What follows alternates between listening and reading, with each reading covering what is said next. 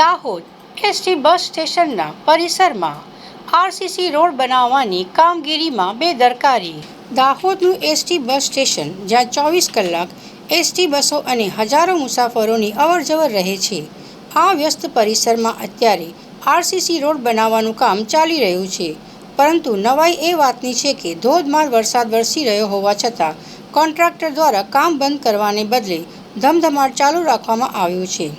પાણીના વહેણની વચ્ચે સિમેન્ટ અને કોન્ક્રીટનું મિશ્રણ ઠાલવવામાં આવી રહ્યું છે, જેને પગલે આ રોડની ગુણવત્તા સાવ નબળી થઈ જવાની પૂરેપૂરી ભીતિ છે.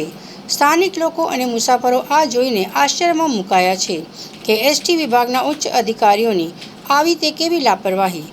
અધિકારીઓની હાજરી કે દેખરેખ વગર કોન્ટ્રાક્ટર પોતાની મનમાની ચલાવી રહ્યો છે. વરસાદી માહોલમાં ઉતાવળે થઈ રહેલું આ કામ માત્ર ભ્રષ્ટાચાર તરફ ઇશારો કરે છે. લોકોમાં ભારે રોષ છે કે પ્રજાના ટેક્સના પૈસાનો આ રીતે સરેઆમ વેડફાટ કેમ ચલાવી લેવાય. ચોમાસાની સિઝનમાં અને ચાલુ વરસાદે આરસીસી રોડ બનાવવાની મંજૂરી કોણે આપી? શું માત્ર કાગળ પર કામ પૂરું બતાવી બિલ પાસ કરાવી લેવાની આ પેરવી છે? નબળા કામને કારણે આગામી થોડા જ દિવસોમાં આ રોડ ફરી તૂટી જશે તો જવાબદાર કોણ? વહીવટી તંત્રના ઉચ્ચ અધિકારીઓ તાત્કાલિક સ્થળ પર તપાસ કરે અને આ નબળી કામગીરીને રોકીને તપાસના આદેશ આપે.